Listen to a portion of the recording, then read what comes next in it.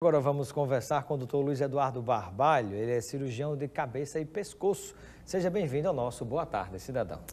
Boa tarde, Robson. Boa tarde aos telespectadores. Agradeço bastante a oportunidade de conversarmos de um assunto tão sério e tão essencial à população. Estamos no Julho Verde. Isso. A exemplo do que ocorre com a mama, o outubro rosa, com a próstata, né, o novembro azul, nós temos o Julho Verde, né? Isso, inclusive, é motivo de uma lei municipal e estadual de que as pessoas nesse mês se detenham a conversar sobre isso e maneiras de a gente chegar ao diagnóstico precoce.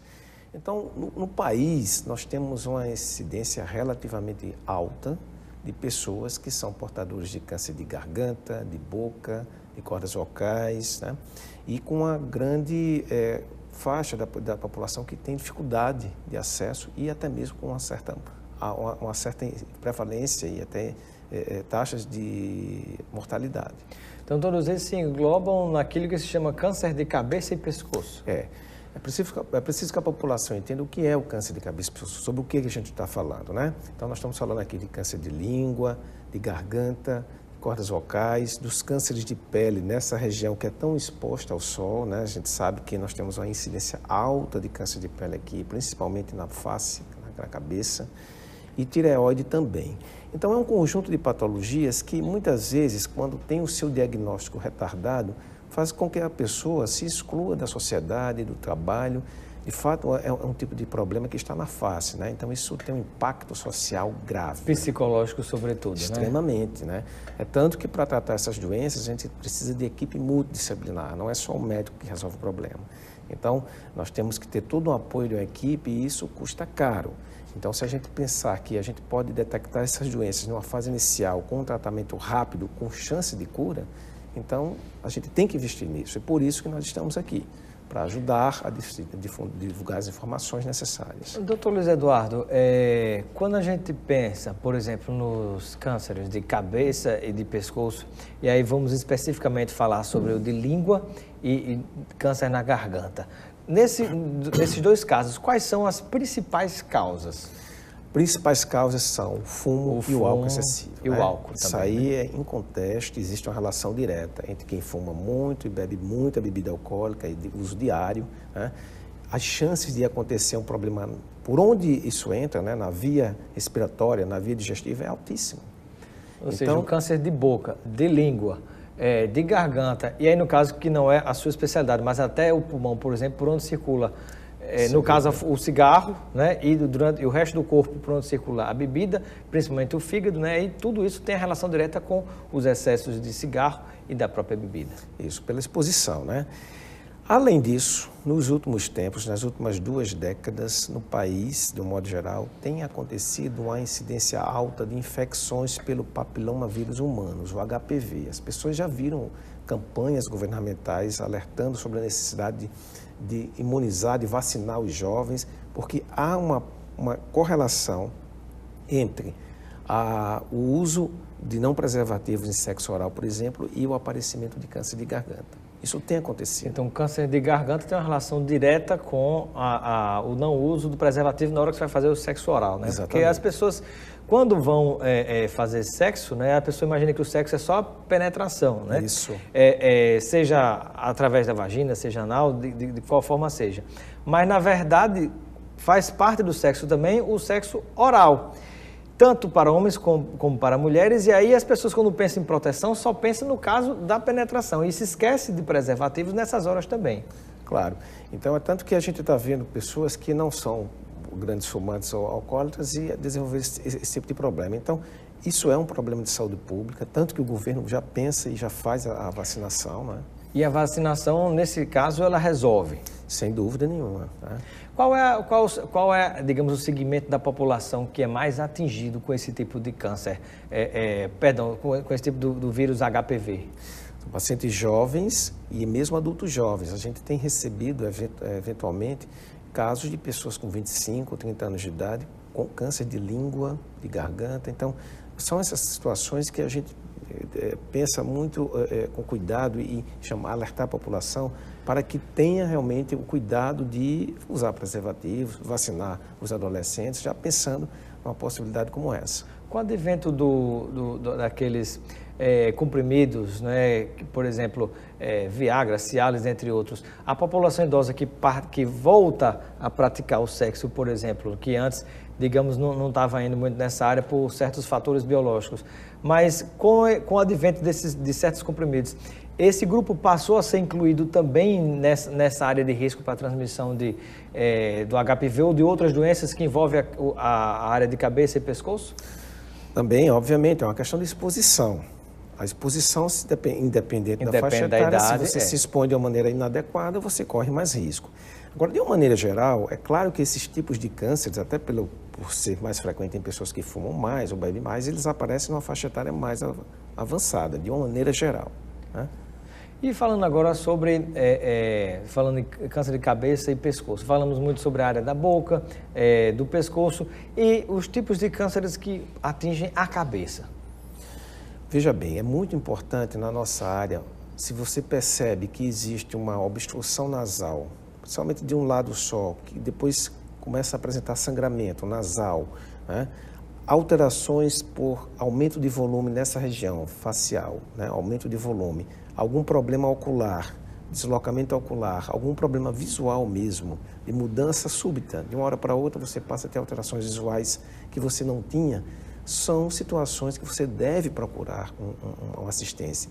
E aí, eu aproveitando o seu gancho, eu até chamo a atenção para as crianças recém-nascidos, onde as mães teste do olhinho, né? Percebe exatamente aquele brilho na parte escura, na íris do olho.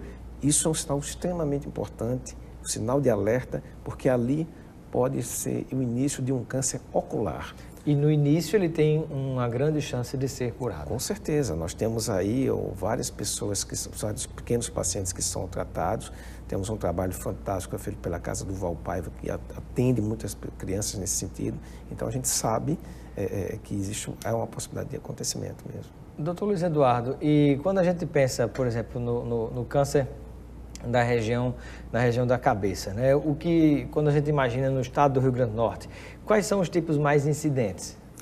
Veja, nessa área de cabeça e pescoço, em homens, a boca, câncer de boca e laringe, ele chega a ocupar até o 3º lugar, em homens. Em mulheres, se destaca mais casos de câncer de tireoide, tá?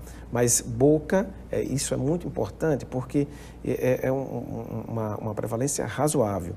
Se a gente considerar os casos que são atendidos na Liga contra o Câncer, por exemplo, de uma maneira geral, todos os pacientes tratados, câncer de cabeça e pescoço, ele ocupa 1/3 de todo o volume. Tá? E nesse universo de 1/3 do movimento de um hospital como a Liga, grande parte está essas pessoas, homens portadores de câncer de garganta ou boca. É impressionante, né? Tem pergunta chegando aqui que é do Vinícius de Lagoa Nova, antes do nosso intervalo, que vem mais um bocado de pergunta aí, mas antes do intervalo, a pergunta do Vinícius, que está em Ponta Negra, ele gostaria de saber sobre câncer que envolve a área do cérebro, né? Pessoas, aqui e acolá, tem notícias de gente falecendo por esse motivo. Isso.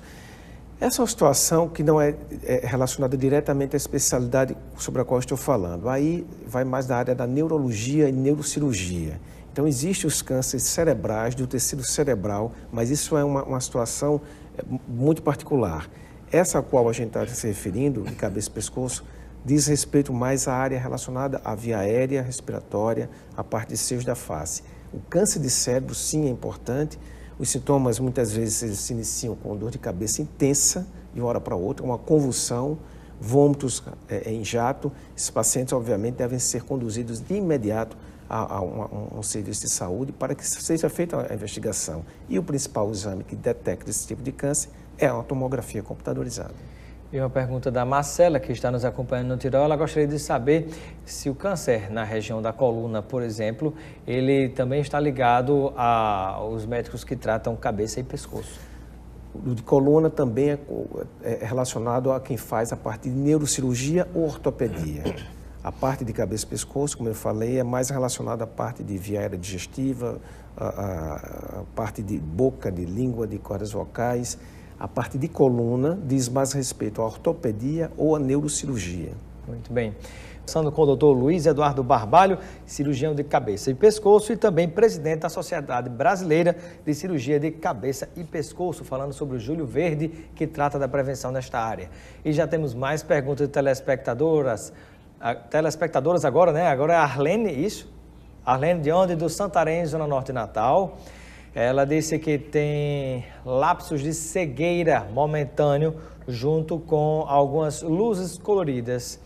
E aí ela queria saber se pode ser algum sintoma de que algum tipo de câncer possa ser, né, em relação à cabeça e pescoço. Toda pessoa que tem sintomas como esse tem que procurar um oftalmologista. Oftalmologista, né? Tá certo? É porque tem, às vezes, eu já entrevistei alguns aqui, eles às vezes falam, tem a história que eles chamam de moscas, às vezes passa algumas coisas na sua visão que é normal, às vezes até pela idade ou algum outro motivo, mas nesse caso não é câncer. E nesse caso dela, eu não sei, eu acho que convém realmente, Convém, né? fazer, o principal exame nesse caso é o exame de fundo de olho. Tá? Exame de fundo de olho. Isso, tem que olhar a retina, porque veja bem, no exame oftalmológico pode ser detectado alguns tipos de tumores. Tá? Existem tumores malignos que ocorrem nos olhos. Um exemplo que é muito grave, o melanoma. O melanoma. As pessoas que já tiveram, conhecem alguém que já teve, sabem exatamente o que eu estou falando. De repente, uma mancha escura na parte branca do olho, na esclera. E esses sintomas que ela menciona, é importante a pessoa ir para fazer o exame de fundo de olho, porque algumas vezes o problema está lá na retina, você não vê. O especialista ele pode ver, detectar e diagnosticar precocemente. Porque aí é onde está o alerta. É você, com sintomas como esse, que pode não ter nada a ver com câncer, mas você pode detectar tão precocemente que evita ele se espalhar, da metástase. E aí você pode curar a pessoa. Olha aí a importância da prevenção, né? De regulamento, se todo mundo está fazendo todo tipo de exame, ninguém perde nada com isso. Mais participação telespectador, Luzia de Pitimbu, aqui na Zona Oeste de Natal, Oeste e Sul. Ela disse que já ouviu falar que o câncer de boca tem relação com o fumo, mas ela quer saber se tem alguma relação também com a alimentação. O principal fator é o fumo, tá certo? A alimentação, ela entra aí como um fator adjuvante. Se você fuma muito ou bebe muito, naturalmente você vai ter uma baixa qualidade de alimentação. Então, alguns nutrientes importantes, que são as vitaminas, que dão a proteção no revestimento da boca, você vai perder. A vitamina A, que você tem aí nos alimentos amarelos, né, cenouras, mamão, enfim, os vegetais de folhas verdes, tudo isso dá proteção epitelial, ou seja, colabora para a proteção, tá certo? Então, na verdade, uma coisa está ligada à outra, mas o principal, de fato, como ela mencionou, é o fumo e, em segundo lugar, a bebida alcoólica.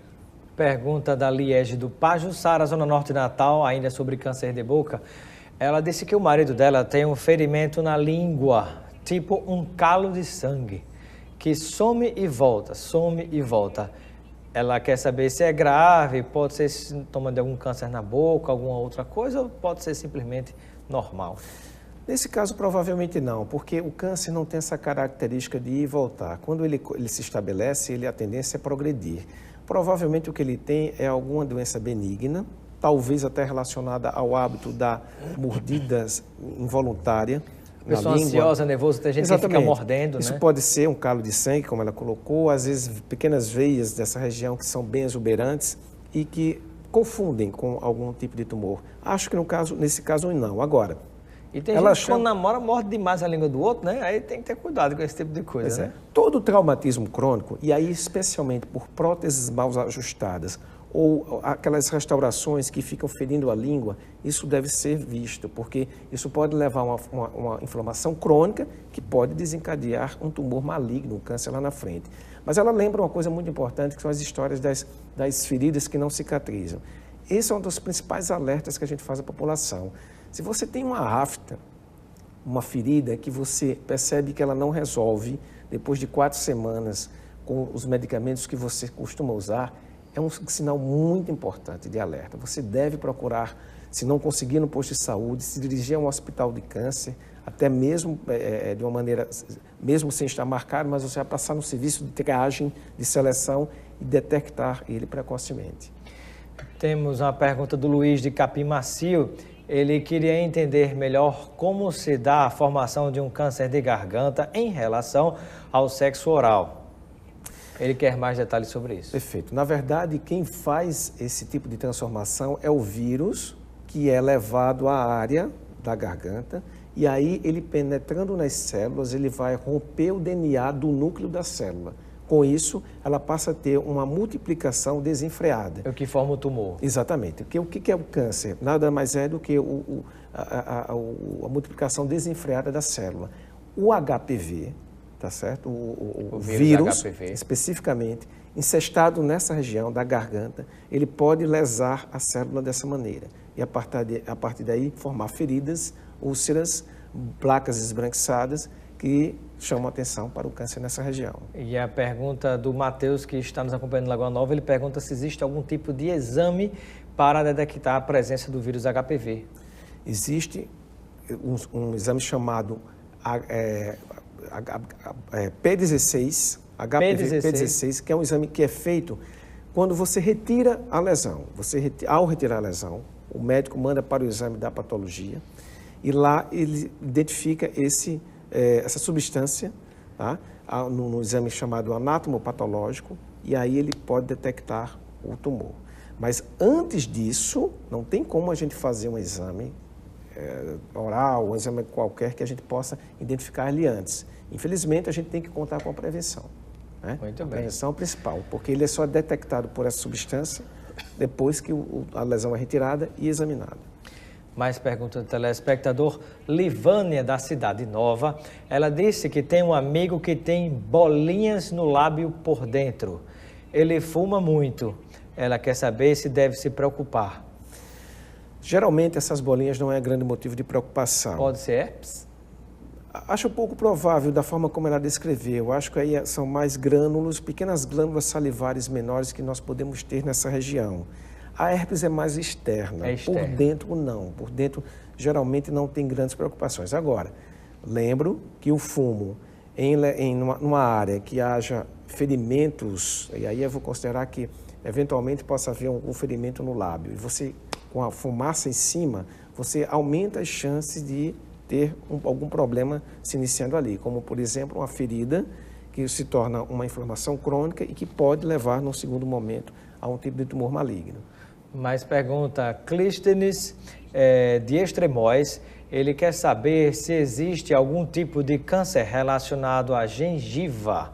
E aí já combina também com a pergunta da Tânia, que está nos acompanhando em São Gonçalo do Amarante, que ela quer saber se tem algum tipo de câncer de boca relacionado aos dentes pelo fato da pessoa ser fumante. Eu acho que dessas duas perguntas, sim, mais ou menos, talvez tenha uma mesma resposta, né?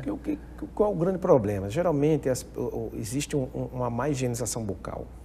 Infelizmente, a má higienização bucal leva a processos de cáries intensos, com perdas dentárias, muitas vezes ficam aqueles restos dentários na gengiva, e aquilo promove inflamações crônicas. Aquilo é um ambiente muito favorável, além das infecções por bactéria, à abertura aos agentes carcinogênicos que vêm na fumaça do cigarro. Que são os agentes cancerígenos, né? Cancerígenos. Então, na verdade, a má higienização, pelo pouco cuidado que se tem com os dentes, leva a um ambiente também favorável à inflamação crônica. Muito bem, dá tempo de mais perguntas? Não dá tempo. Bom, eu quero agradecer a participação do Dr. Luiz Eduardo Barbalho, cirurgião de cabeça e pescoço. Obrigado pela sua presença nesse Julho Verde, aqui no nosso Boa Tarde, Cidadão. Seja sempre bem-vindo e receba um kit de produtos Lucena, para você aproveitar com seus amigos e familiares aí nas recepções que fizer. Muitíssimo obrigado pela gentileza. E, na verdade, o que a gente mais quer nesse momento é agradecer a oportunidade de, através de um veículo de comunicação importante, a gente conseguir levar informações às pessoas e dizer que se alguém tem alguma dúvida sobre algum ferimento, alguma inchação no pescoço, alguma mancha, alguma coisa que possa estar sugerindo câncer, procure um serviço de saúde. E aí eu queria deixar aqui dois telefones importantes que são do Hospital Luiz Antônio, da Liga contra o Câncer, aqui em Natal. É o 4009-5453, desculpe, 4009-5493, e 4009-5452. Então, vamos repetir o telefone, que já tem gente mandando mensagem perguntando os contatos. 4009-5493. 4009-5493. Ou 4009-5452.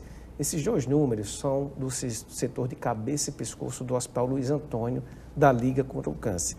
Mas se você não conseguir através disso aí, vai direto lá, cedinho no hospital. Existe um setor de triagem, onde ele pode orientar sobre a forma como você pode ser examinado e, evidentemente, ajudado, né, auxiliado.